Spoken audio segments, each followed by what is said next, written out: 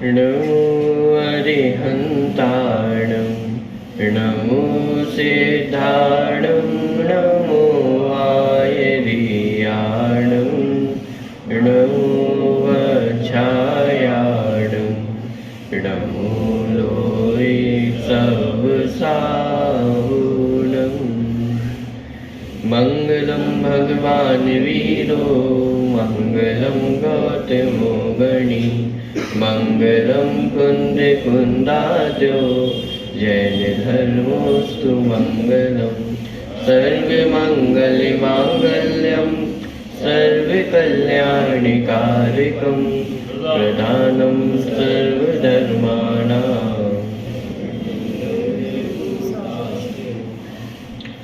मोक्षमार्गस्य नेतारं भेतारं कर्मभूरतां ज्ञातारं विश्वतत्त्वानां वन्दे तद्गुणलब्धये।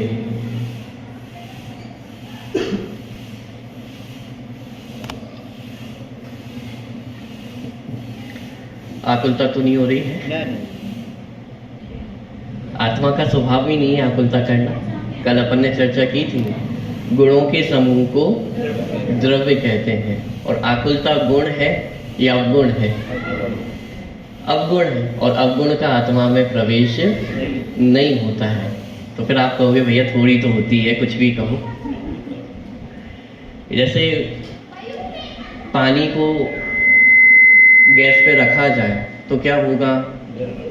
गर्म हो जाएगा। क्यों गर्म हो जाता है? अग्नि के संयोग में आया, अग्नि के संसर्ग में आया, इसीलिए पानी का स्वभाव शीतल होने पर भी, पानी का गुण शीतल होने पर भी वह कैसा हो जाता है? उष्ण हो जाता है।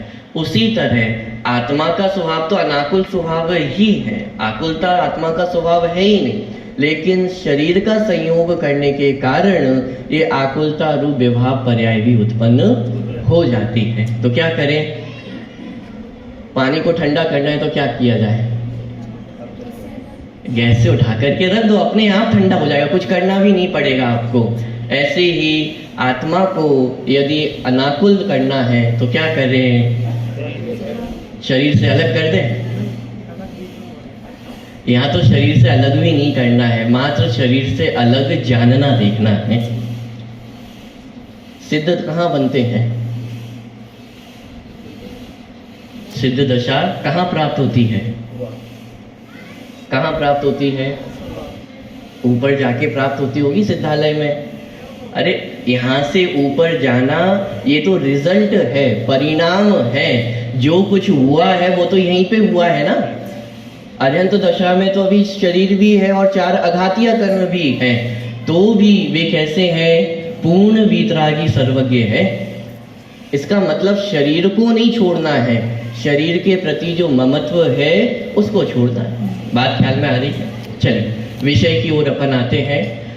द्रव्य गुण पर्याय अपना विषय चल रहा था। कल अपन ने द्रव्य की परिभाषा देखी थी, गुणों के समूह को द्रव्य कहते हैं। इससे हमें ये भी समझ में आया था कि आत्मा में अथवा किसी भी द्रव्य में अवगुण नहीं पाए जाते हैं, मात्र गुण ही पाए जाते हैं। तो जो कुछ भी अवगुणपना दिखाई देता है वो मात्र पर्याय में है, लेकिन यदि द्रव्य को हम देखने जाएंगे तो उसमें मात्र गुण ही है, गुण के अलावा और कुछ भी नहीं है। चलिए थोड़ा सा आगे बढ़ते हैं। अब कल अपन ने एक परिभाषा देखी थी, गुणों के समूह को द्रव्य कहते हैं।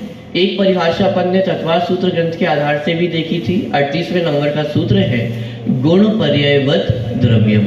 उसमें मात्र एक शब्द और बढ़ गया है, गुणों के समूह को द्रव्य कहते हैं, और यहाँ पे कहा गुण और पर्यायों के समूह को द्रव्य कहते हैं। तो दोनों डेफिनेशन में कुछ अंतर है या समानता है? कि कोई भी अंतर नहीं है। जहां मात्र गुणों के समूह को द्रव्य कहा, वहां पे पर्याय गुणों के अंदर ही समाहित हो जाती है। क्यों? पर्याय किसका नाम है? गुणों के परिणमन का नाम ही तो पर्याय है। तो जहां गुण कह दिया है वहां पर पर्याय ऑटोमेटिक शामिल हो जाती है। आपका डेली स्वाध्याय में नए चक्र का प्रकरण चल रहा है, द्रव्यार्थिक पर्यार्थिक नहीं हो गए उसमें? अभी नहीं हुए हैं। जब आपका वो प्रकरण आएगा तब उसमें एक प्रश्न पूछा जाएगा कि साहब ये दो नए ही क्यों हैं, द्रव्यार्थिक और पर्यायार्थिक। चीजें तो तीन है ना, द्रव्य, गुण और पर्याय। तो द्रव्य के लिए द्रव्यार्थिक नय हो गया, पर्याय के लिए पर्यायार्थिक नय हो गया। गुणों के लिए गुणार्थिक नय क्यों नहीं है? तो उसका समाधान दिया, गुण द्रव्य में भी शामिल हो जाते हैं और पर्याय में भी शामिल हो जाते हैं। जब उन गुणों को अभेद रूप से देखा जाता है तो द्रव्यार्थिक नय का विषय बन जाते हैं। गुणों के अखंड समूह का नाम ही तो द्रव्य है, तो वे द्रव्यार्थिक नय में आ जाते हैं। और जब गुणों को भेद करके देखा जाता है, ज्ञान, दर्शन, चारित्र, सुख, वीर, तो ये सब पर्यायार्थिक नय में आ जाते हैं। इसीलिए गुणार्थिक नय की अलग से आवश्यकता नहीं हुई। उसी तरह यहाँ पर भी जब गुणों के समूह को द्रव्य कहा तो वहां पे पर्यायों को गुणों में शामिल कर लिया। गुणों को पर्याय में शामिल कर लें या पर्यायों को गुणों में शामिल कर लें, कोई समस्या नहीं है। क्यों? आगे चल करके अभी अपन पढ़ेंगे, ये तीन चीजें नहीं हैं। क्या? द्रव्य, गुण, पर्याय, ये तीन चीजें हैं या एक चीज है?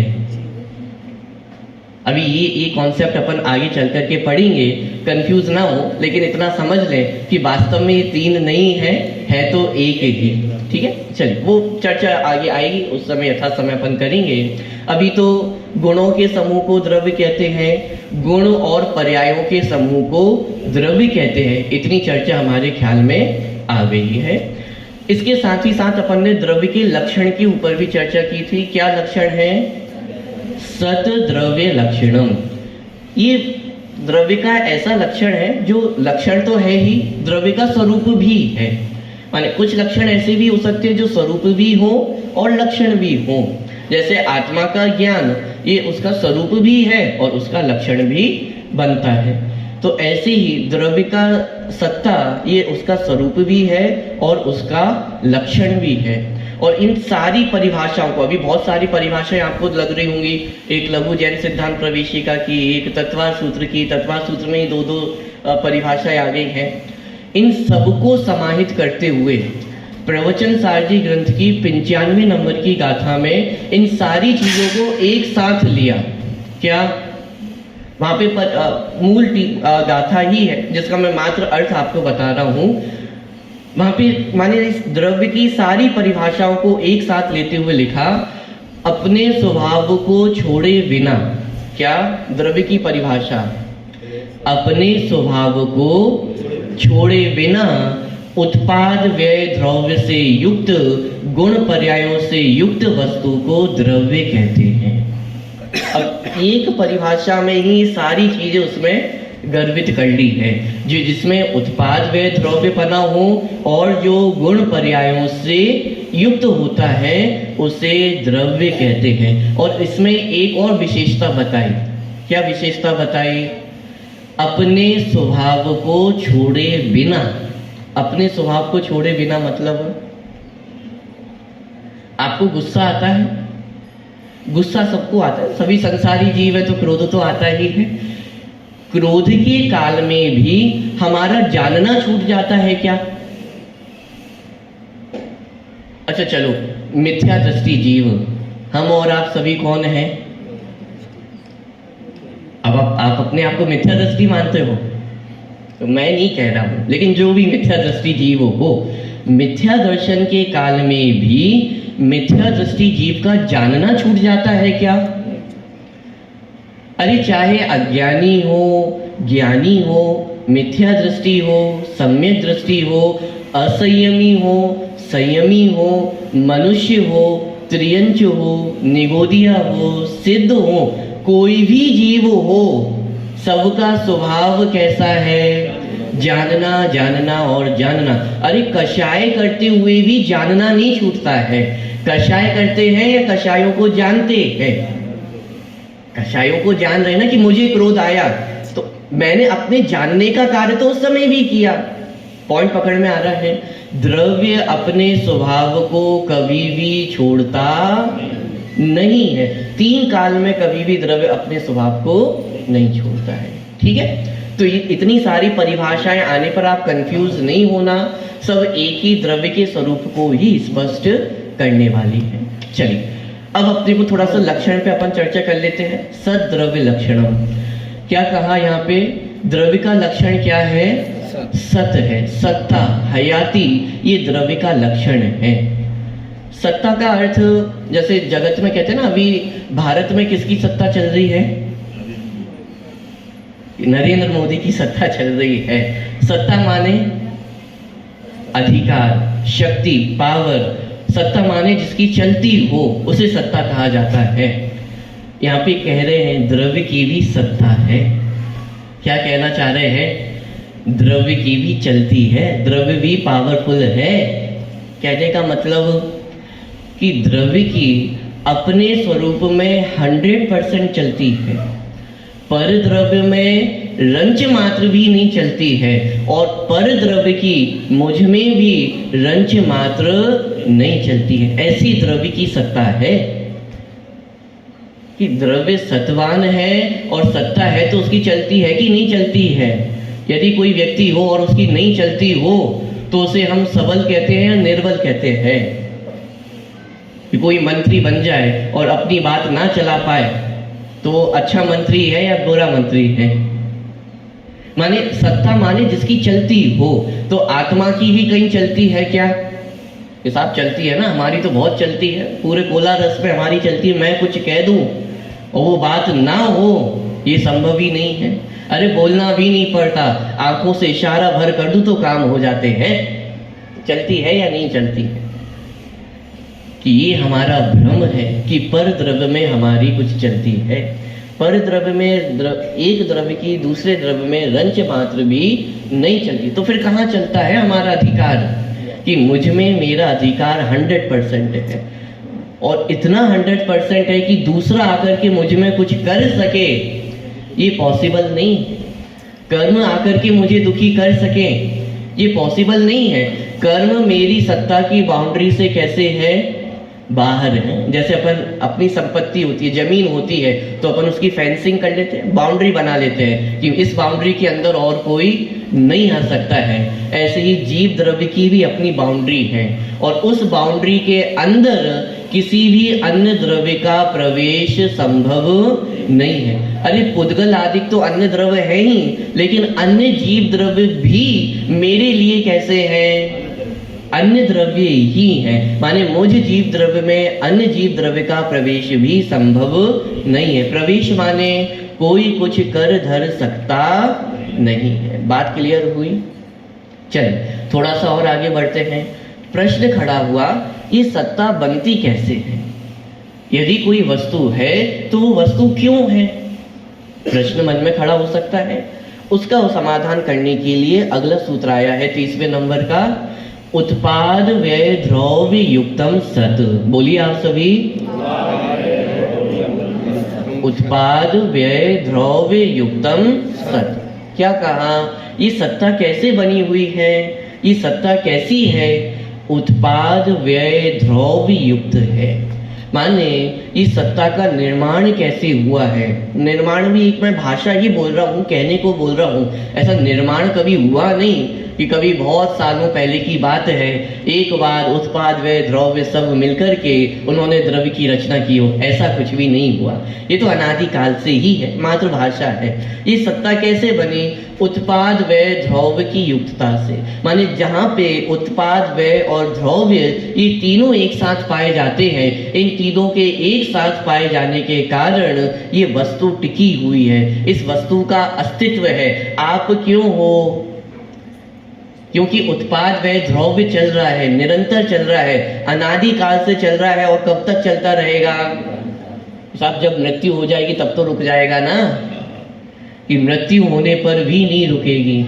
यदि परमाणु बम आपके ऊपर ही गिर जाए, बिल्कुल सीधे आपके सिर पर आकर ही गिर जाए, तब तो हमारी सत्ता खत्म हो जाएगी, कि तब भी हमारी सत्ता खत्म होने वाली नहीं है। क्यों? क्योंकि उत्पाद व्यय द्रव्य ये कभी भी समाप्त होने वाला नहीं है। तो प्रश्न खड़ा होता है, अभी उत्पाद व्यय द्रव्य क्या है? एक के बाद एक नई नई टेंशन खड़ी होती जा रही है। टेंशन लेने की बात नहीं है, बहुत सरल चीज है। उत्पाद माने उत्पन्न होना, व्यय माने नष्ट होना, और द्रव्य माने टिके रहना, कायम रहना। आपको लग रहा होगा ये सारी चीजें तो एकदम विपरीत हैं। एक का उत्पन्न होना, नष्ट होना, ये दोनों तो बिल्कुल अलग अलग है ना। या तो कोई वस्तु उत्पन्न होगी, किसी का जन्म होगा, या तो वो नष्ट होगी, या तो जन्म होने के बाद नाश होगा। लेकिन यहाँ पे क्या कहा जा रहा है? उसी समय जन्म है, उसी समय नाश है, और उसी समय वस्तु ध्रुव भी है। तीनों ही एक दूसरे के बिल्कुल अपोजिट चीजें लग रही हैं। एक इस दिशा में है, एक इस दिशा में, और एक अलग दिशा में जा रहा है। और ये तीनों चीजें एक आत्मा में ही रहती हैं, एक द्रव्य में ही रहती हैं। ये कैसे संभव है? कि ये प्रत्येक द्रव्य में संभव है, उत्पाद, व्यय और द्रव्य। जैसे बहुत प्रसिद्ध उदाहरण है, मिट्टी का घड़ा बनता है तो सबसे पहले मिट्टी कैसी होती है? बिल्कुल ऐसे अलग अलग है, टुकड़े टुकड़े में है, अपन कहीं से इकट्ठा करके मिट्टी को लेकर के आए, ठीक है। अब अपन ने क्या किया, उस मिट्टी को थोड़ा सा गीला किया और उसको जो कुम्हार की चाक होती है उस पर रखा और धीरे धीरे उसको शेप देना प्रारंभ किया। तो अभी तो मिट्टी बिखरी हुई थी, फिर धीरे धीरे करते करते अपन ने उसको शेप देना प्रारंभ किया और धीरे धीरे करते करते उसने एक घड़े का आकार ले लिया। तो क्या हुआ? घड़े के आकार का उत्पाद हुआ, और जो बिखरी हुई मिट्टी थी वो भी तो एक शेप ही था ना, तो उस शेप का नाश हुआ। तो एक ही समय में उत्पाद भी हुआ, उसी समय व्यय भी हुआ, और उसी समय जो मिट्टी थी वो कैसी रही? वैसी की वैसी ही रही, ध्रुव की ध्रुव ही रही। अच्छा, जब वो बिखरी हुई थी तो मिट्टी में कुछ कमी थी क्या? और जब घड़ा बन गई तो उसमें कुछ बढ़ गया क्या? वो मिट्टी तो सदा वैसी की वैसी ही रही है। ये उत्पाद, व्यय और द्रव्य माने प्रत्येक वस्तु में परिणमन निरंतर चल रहा है। उत्पाद व्यय, नई नई पर्याय का जन्म होता है, पूर्व पर्याय का व्यय होता है, और वस्तु सदा वैसी की वैसी ही बनी रहती है। जिनवाणी में इसको समझाने के लिए बहुत अच्छा उदाहरण दिया। जैसे पुराने समय में राजा महाराजा होते थे तो उनके पास तो सोने का अपार भंडार हुआ करता था। तो एक राजमहल में एक राज कलश था, माने बहुत सदियों से उसकी मान्यता चली आ रही थी कि हमारे पूर्वजों ने इस राज कलश को बचा करके रखा है, और जब तक ये राज कलश है तब तक पूरे साम्राज्य में भी सुख शांति रहेगी। अब एक दिन राजा का बेटा था राजकुमार, उसको मन हुआ कि मुझे नया मुकुट चाहिए। और किसका मुकुट चाहिए? कि ये जो कलश है ना, ये जो राज कलश विराजमान है, इसका ही मुझे नया मुकुट बना करके चाहिए। अब राजा भी ठीक है, अब अपने बच्चे की इच्छा है उसको कौन पूरा ना करे, और फिर राजा तो राजा है, इच्छाएं पूरी ना करे तो फिर राजा कैसा? तो फिर राजा ने मान ली बात कि चलिए ठीक है, इसको गलवा के आपके लिए मुकुट तैयार करवा देंगे। अब लेकिन जब राजा ने निर्णय लिया कि उस राज कलश को गला करके हम मुकुट बनवाएंगे, तो गलाना तो प्रारंभ हो गया, लेकिन उस राज कलश के गलते हुए देखने पर वहां बहुत सारे ऐसे लोग थे जो बहुत दुखी थे। बहुत सारे ऐसे मंत्रीगण थे, बहुत ऐसे राज्य में बहुत सारी सभा ऐसी थी, प्रजागण ऐसी थी जो उस राज कलश को गलता हुआ देख करके बहुत दुखी हो रहे थे। क्यों दुखी हो रहे थे? उन्हें लग रहा था कि अब ये राज कलश नष्ट हो गया है, व्यय हो गया है ना, वो नष्ट होने वाला है, गल जाएगा, तो अब वो राज कलश तो बचेगा नहीं। और यदि राज कलश नहीं बचेगा तो फिर प्रजा का क्या होगा, साम्राज्य का क्या होगा? कहीं अकाल पड़ गया, कहीं दुर्भिक्ष हो गया, कहीं कुछ किसी को विपत्ति आन पड़ी तो क्या होगा? तो लोग बड़े टेंशन में आ गए, घबरा गए। उसी समय एक व्यक्ति ऐसा भी था जो उस राज कलश को गलता हुआ देख करके बहुत खुश हो रहा था। कौन था वो? राजकुमार था। उसे तो उसकी नई चीज मिलने वाली थी। छोटे बच्चों को तो कुछ भी यदि नई चीज मिल जाए, एक छोटा सा नया खिलौना भी मिल जाए तो उन्हें तो बहुत खुशी होती है। तो यहाँ तो राजकुमार को सोने का एक नया मुकुट मिलने वाला था, और वो देख देख करके बड़ा खुश हो रहा था, बड़ा प्रसन्न हो रहा था कि मुझे एक नया कलश मिलने वाला है। तो कुछ लोग दुखी हो रहे थे और राजकुमार प्रसन्न हो रहा था। क्या कोई तीसरी दशा भी हो सकती है? कि जो ना खुश भी हो रहा, जो खुश भी नहीं हो रहा हो और दुखी भी नहीं हो रहा हो। कौन था वो राजा था। क्यों? क्योंकि उसे तो ये दिखाई दे रहा था कि राज कलश में भी सोना है और मुकुट में भी सोना है। राज कलश को गला दिया तो सोने का कुछ गया नहीं, कुछ भी घटा नहीं, और मुकुट बन करके तैयार हो जाएगा तो उसमें कुछ बढ़ने वाला नहीं है। सोना तो सोना ही रहने वाला है। तो तीन चीजें हो गई। जब लोग दुखी हो रहे थे तो क्यों दुखी हो रहे थे? उस राज कलश के व्यय को देख करके वे दुखी हो रहे थे कि अरे नष्ट हो गया, नष्ट हो गया, नष्ट हो गया। और राजकुमार क्यों खुश हो रहा था कि उत्पन्न हो गया, उत्पन्न हो गया, उत्पन्न हो गया, कोई नई चीज मिलने वाली है। और राजा वो समता भाव से क्यों बैठा हुआ है? क्योंकि उसे पता है कि ना कुछ नष्ट हुआ है और ना कुछ उत्पन्न हुआ है। सोना तो वैसा का वैसा ही है। यही है उत्पाद व्यय और द्रव्य का सिद्धांत। एक वस्तु में निरंतर उत्पाद होता है, व्यय होता है, और वस्तु वैसी की वैसी ही बनी रहती है। अभी स्वाध्याय प्रारंभ हुए 10 मिनट हुए। 10 मिनट पहले हो सकता है आपको उत्पाद व्यय द्रव्य इन तीन चीजों का ज्ञान नहीं था। तो क्या था? अज्ञान था। 10 मिनट बाद इस अज्ञानता का व्यय हो गया। आपको तीन शब्द पता चलता है, उत्पाद व्यय और द्रव्य। तो अज्ञानता का नाश हुआ और नए ज्ञान का उत्पाद हुआ। उत्पाद व्यय द्रव्य तीन शब्द अपन ने नए जाने ना, तो इन तीन शब्दों का नया उत्पाद हुआ और ज्ञायक भगवान आत्मा वैसा का वैसा ही रहा, ध्रुव ही रहा। जब आपको उत्पाद व्यय द्रव्य नहीं पता था तो भी आप आत्मा थे या नहीं थे? तो भी आत्मा थे। और अब उत्पाद व्यय द्रव्य के बारे में पता चल गया तो भी आप आत्मा हो या नहीं हो? तो भी आत्मा है। ये उसका द्रव्यपना, माने वस्तु उत्पन्न भी होती है, नष्ट भी होती है। उत्पन्न नष्ट होते हुए भी वस्तु कैसी रहती है? द्रव्य रहती है। ये उत्पाद व्यय और द्रव्य का सिद्धांत। साहब ये कहाँ बड़ी बड़ी बातें आप कर रहे हो, कहाँ जिनवाणी की बातें, हमें कुछ पल्ले नहीं पड़ता है, कुछ समझ में नहीं आता है। कोई सरल भाषा में आप बता दो, कोई सरल चीज बता दो ना। ये क्या उत्पाद व्यय द्रव्य और क्या हमारे काम आने वाली है? अरे आप नजर घुमा करके देखो, आप चारों तरफ उत्पाद व्यय द्रव्य से घिरे हुए हो। जैसे कभी होता है ना, आप कहीं रास्ते पर जा रहे हो, सड़क पर जा रहे हो और कोई आपको वर्षों पुराना अपना कोई मित्र दिखाई दे जाए तो क्या कहते हैं? जैसे मान लीजिए आप एक तरफ जा रहे थे और आपका कोई मित्र वो दूसरी तरफ से किनारे से जा रहा था और एकदम से आपकी नजर पड़ी और एकदम से आपने गौर से देखा तो एकदम ध्यान आ गया कि ये तो आपका पुराना मित्र है। तो एकदम देखते ही आपने जोर से आवाज लगाई कि अरे राम, देखो देखो मैं यहाँ पे हूँ, अरे राम। तो जैसे ही वो राम नजदीक आया कि अरे राम तुम वही हो ना जो अपन 10वीं कक्षा में साथ में पढ़ा करते थे, बहुत मस्ती किया करते थे, अरे बहुत मजे आते थे, कहाँ चलेगा इतने दिनों से। देखो अभी तो क्या कह रहा है कि अरे राम तुम तो वही हो कि जो 10वीं कक्षा में साथ में पढ़ा करते थे। और तुरंत अगला शब्द क्या होता है? अरे तुम तो बहुत बदल गए हो। क्या बदल गया है? कि 10वीं कक्षा में हो सकता है मूंछें नहीं होंगी और अब बड़ी बड़ी मूंछें आ गई हैं। 10वीं कक्षा में हो सकता है एकदम घने बाल होंगे और अब पता चला पूरा सपाट हो गया है। परिवर्तन तो बहुत आ गया है। 10वीं कक्षा में एकदम दुबला पतला होगा और अब देखो तो एकदम अच्छा हट्टा कट्टा हो गया है। परिवर्तन तो बहुत आ गया है।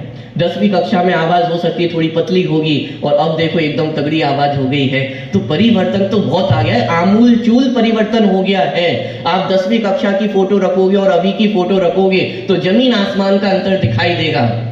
होता भी है ना कभी कभी, जैसे कोई रिश्तेदार होते हैं और मानो वर्षों में कभी एक आध बार आते हैं, तो जब वो छोटा सा बालक था 1 वर्ष का तब आए थे और अगली बार 20 वर्ष बाद आ रहे हैं तो पूछते हैं कि अरे ये वही पप्पू है जो इतना सा था। तो आपको भी यकीन दिलाना पड़ता है कि अरे हाँ ये वही है जो आप इतना सा छोड़ करके गए थे, इतना बड़ा हो गया है।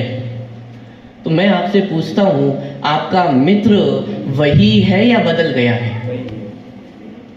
देखो 2 बातें मत करो, या तो वही हो सकता है या तो बदल जाएगा। वही है या बदल गया है?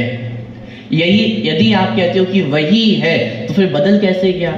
और यदि बदल गया है तो फिर वही कैसे हो सकता है? कि यही तो वस्तु स्वरूप का आश्चर्य है कि वही होता हुआ भी बदल गया है और बदल करके भी बिल्कुल नहीं बदला है। अरे रंच मात्र भी नहीं बदला है, 1% भी बदलाव आया है क्या? अरे यदि 1% भी बदलाव आ गया होता तो फिर वो आपका मित्र नहीं होता, कोई और होता। बात ख्याल में आ रही है कि इतने समय में, इतने वर्षों में बहुत सारे उत्पाद व्यय हुए, नवीन पर्याय उत्पन्न हुई, व्यस्त नष्ट हुई, लेकिन इतना सब कुछ परिणमन होते हुए भी क्या बदला है कि अरे कुछ भी बदला नहीं है, ये उसका ध्रुव बना है। बात ख्याल में आ रही है? आपका भोजन बनता है, अभी जाकर के आप कदाचित भोजन करेंगे भी यदि उपवास नहीं होगा तो भोजन कैसे बनता है? बिना उत्पाद व्यय ध्रुव के भोजन बन सकता है आपका? आज तक किसी को टेंशन हुई है रोटी बनाते समय कि वो आटे का क्या होगा, अरे गैस पे रख दिए कहीं जल ना जाए, ये टेंशन क्यों नहीं होती है? पहले तो आप बड़े छांट बीट करके आप गेहूं लेकर के आते हैं, A1 क्वालिटी का गेहूं लेकर के आते हैं, तो फिर आपको उसको घर पे संजो करके रखना चाहिए ना। क्या करते हैं? बड़ी बेरहमी से उसे चक्की में डाल देते, बेचारा बिल्कुल चकनाचूर हो जाता है आटा। कैसी दुर्दशा कर दी है आप लोगों ने आटे की। अब इसकी रोटी बनाओगे क्या? कैसे बनेगी इसकी रोटी? अभी तो और दुर्दशा करते हैं, रोटी बनानी हो तो उस पानी में, उस आटे में पानी डाल देते हैं। रोटी तो कैसी होती है? सूखी होती है ना। और ये क्या कर दिया है आपने? ये पानी डाल दिया, ये कीचड़ जैसा कर दिया है। अब इसकी रोटी कैसे बनेगी? आज तक किसी को टेंशन हुई? क्यों टेंशन नहीं होती है? क्योंकि आपको ध्रुव का भरोसा है कि जिस समय गेहूं है वो आटे में बदल गया, उसको अपन ने गीला कर दिया, उसकी अपन ने लोई बना ली, बेल दिया, अग्नि पे झोंक दिया, अरे जो कुछ भी कर दे, लेकिन उस गेहूं का कुछ भी बिगड़ने वाला नहीं है। जो कुछ बदलता हुआ दिखाई दे रहा है वो सब उत्पाद व्यय है, परिवर्तन है। लेकिन इस परिवर्तन के बीच में भी उस वस्तु का क्या बिगड़ा है? अरे कुछ भी नहीं बिगड़ा है, कुछ भी नहीं बिगड़ा है, इसलिए आज तक किसी को टेंशन भी नहीं होती है। वो लोग कभी होता है ना, दूध है वो दूध फट जाता है तो पुरुष तो थोड़ी टेंशन में आ जाता है कि अरे क्या होगा, लेकिन महिलाएं टेंशन में आती हैं क्या? ये नहीं आती है। क्यों? तो उन्हें पता है दूध फट गया है, छेना बन गया, उसका रसगुल्ला बन जाएगा। अरे पर्याय ही तो बदली है, वस्तु का क्या बिगड़ा है? दूध से घी निकल जाता है, ये उत्पाद व्यय ही तो है, परिणमन ही तो है। नवीन पर्याय उत्पन्न होती है, पूर्व पर्याय नष्ट होती है, और इस उत्पन्न नष्ट के बीच में कुछ वस्तु ऐसी रहती है जो सदा ध्रुव रहती है, जो कभी भी बदलती नहीं है, उसका नाम ध्रुव है। बात ख्याल में आ रही है? उत्पाद व्यय और ध्रुव व्यय। आप छोटे से थे, एक साल के थे, 2 साल के होते, 3 साल के होते, धीरे धीरे करके परिवर्तन होते हैं। और ये परिवर्तन कब होते हैं?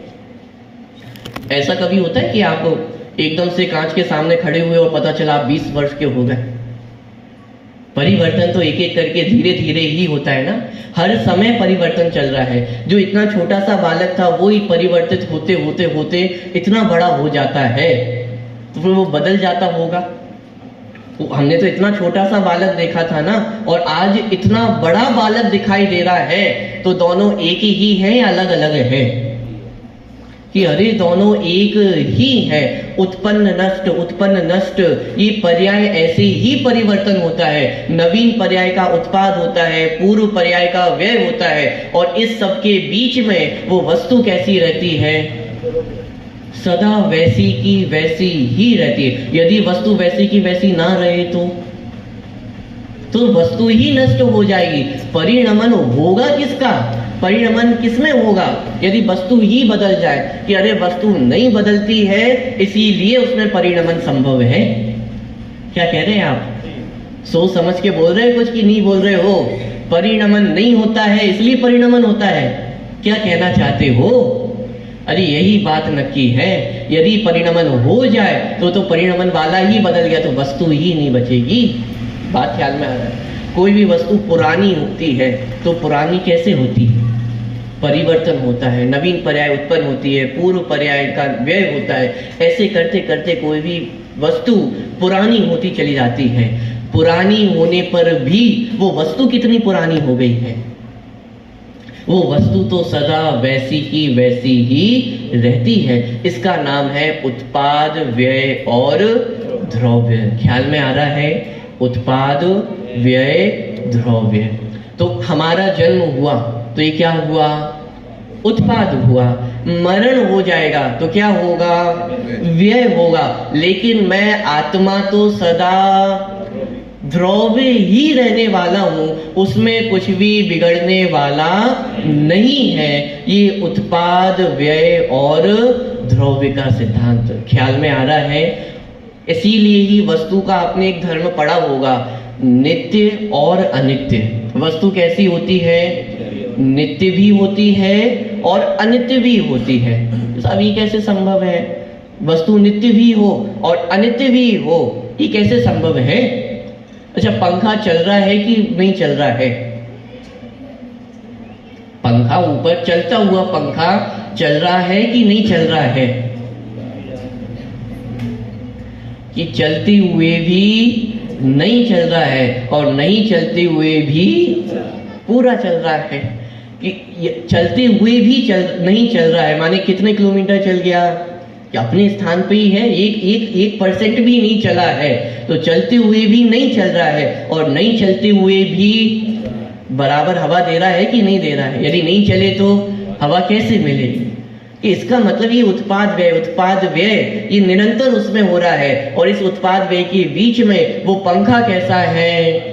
द्रव्य है। तो जब वस्तु को हम उत्पाद व्यय के एंगल से देखते हैं तो वस्तु हमें अनित्य दिखाई देती है, और जब उसी वस्तु को हम नित्य के द्रव्य के नजरिए से देखते हैं तो वस्तु हमें नित्य दिखाई देती है। तो आत्मा कैसा है?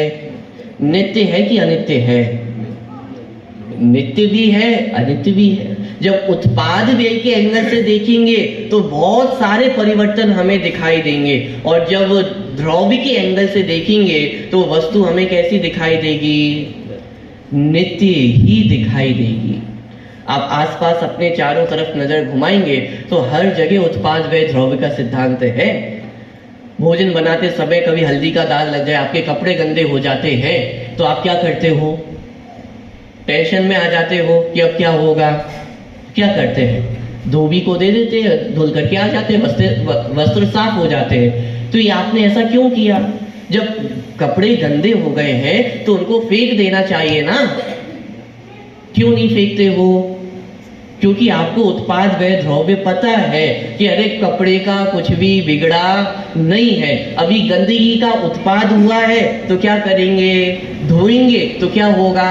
गंदगी का व्यय हो जाएगा, शुद्धता की उत्पत्ति होगी, और इस सब के बीच में, इस पूरी उठापटक में कपड़ा ही रहने वाला है। बात ख्याल में आ रही? आपको पता है जब अपन सुबह सुबह झाड़ू लगाते हैं तो अपन क्या बाहर निकालते हैं? कचरा बाहर निकालते हैं। तो आपके लिए तो कचरा है, लेकिन वो जो कबाड़ी वाले होते हैं ना, दिवाली के टाइम तो सब घूमते हैं, जिसके घर में जो कुछ भी कचरा हो वो सब लेने को तैयार हो जाते हैं। मैं आपसे प्रश्न करता हूँ, वो कचरा लेने को तैयार क्यों हो जाते हैं? क्यों लेते हैं कचरा? क्योंकि आप उत्पाद व्यय के एंगल से देख रहे हैं, इसलिए वो आपको कचरा दिखाई दे रहा है। लेकिन वो कचड़े वाला उसी कचड़े को किस एंगल से देख रहा है? द्रव्य के एंगल से देख रहा है। उसे कचरा दिखाई नहीं दे रहा है, उसे तो अपनी काम की चीजें दिखाई दे रही है। जितनी रिसाइकलिंग इंडस्ट्री है वो किस आधार पे खड़ी हुई है? अरे जिसे हम कचरा समझते हैं उनके लिए तो वो सोना है। वो उसी कचड़े में से नई नई वस्तुएं फिर से बना देते हैं। किसका आधार है? किसका भरोसा है उन्हें? द्रव्य का आधार है। जो वस्तु आपके नजरिए से बेकार हो गई है वही वस्तु उनके लिए तो पूर्ण सुरक्षित है, पूरी अच्छी है, उनका कुछ भी बिगड़ा नहीं है। बात ख्याल में आ रही है? ये उत्पाद व्यय द्रव्य का सिद्धांत। आप थोड़ा सा भी यदि गंभीरता से विचार करने जाएंगे तो कदम कदम पे आपको उत्पाद व्यय द्रव्य दिखाई देगा। गर्मी का समय आता है ना, जैसे नई ठंडी का समय थोड़ा गया हो और गर्मी का समय आया हो, तो उस समय हम क्या करते हैं? अपने पुराने जितने भी कूलर वगैरह होते तो उनकी साफ सफाई करवाते हैं, कोई खराब पड़ा हो तो उसको सुधरवाते हैं। मेरा प्रश्न ये है कि आप वो खराब कूलर को सुधरवाते क्यों हो? प्रश्न समझ में नहीं आया क्या? वो खराब कूलर को आप सुधरवाते क्यों हो?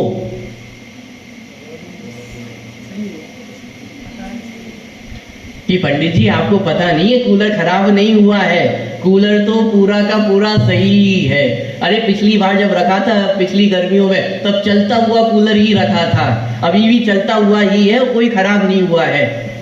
कौन से कूलर को चलता हुआ कह रहे हो? तो प्लग लगाएंगे तो चलने लग जाएगा, वो तो खराब पड़ा हुआ है। उस खराब कूलर को भी हम चलता हुआ क्यों कहते हैं? क्योंकि आपको द्रव्य का भरोसा है कि उस कूलर का कुछ भी बिगड़ा नहीं है। जो कुछ बिगड़ापन दिखाई दे रहा है वो तो उत्पाद व्यय में दिखाई दे रहा है। अभी बिगड़ा हुआ दिखाई दे रहा है, इलेक्ट्रीशियन को बुलवाएंगे, 2 तार सही करेगा और सुधर जाएगा। लेकिन प्रश्न तो ये था कि यदि बिगड़ गया था तो आपने फेंका क्यों नहीं?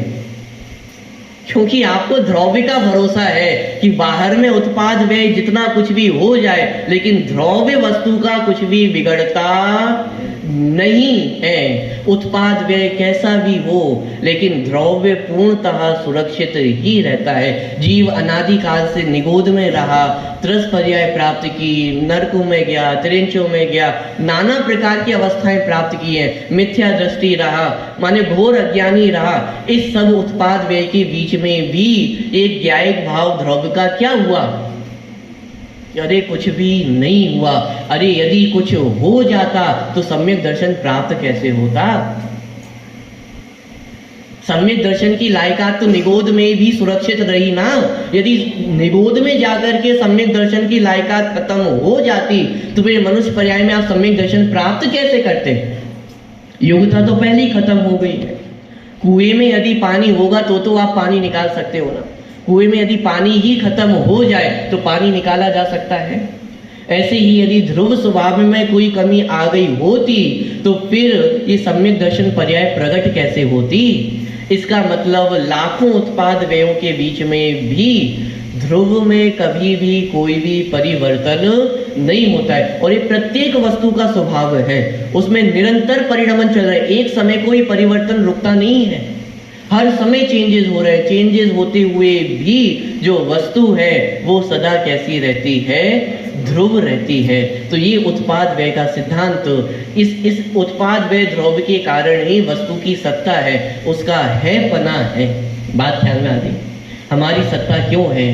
क्योंकि उसमें उत्पाद व्यय द्रव्य निरंतर चल रहे हैं। इसलिए जगत की प्रत्येक वस्तु है और आपको बिल्कुल टेंशन करने की आवश्यकता नहीं है कि कोई किसी वस्तु का अभाव हो गया तो। क्यों अभाव नहीं होगा? क्योंकि उत्पाद व द्रव्य कभी भी रुकने वाले नहीं है। ये अनादि काल से है, अनंत काल तक ऐसे ही उत्पाद व द्रव्य चलता रहेगा। इसलिए आपको रंच मात्र भी टेंशन करने की आवश्यकता नहीं है। तो आज हमने थोड़ा ये उत्पाद व्यय द्रव्य का सिद्धांत समझा है। आज तो बहुत अपन ने बेसिक जानकारी ली है, कल थोड़ा सा और इसके अपन डीप में जाएंगे। आज थोड़े से आप थका हुआ चेहरा भी दिखाई दे रहा है, इसलिए आप पे ज़्यादा बोझ नहीं डाल रहा हूँ। कल अपन फ्रेश माइंड से दोबारा इस विषय को प्रारंभ करेंगे। चलिए।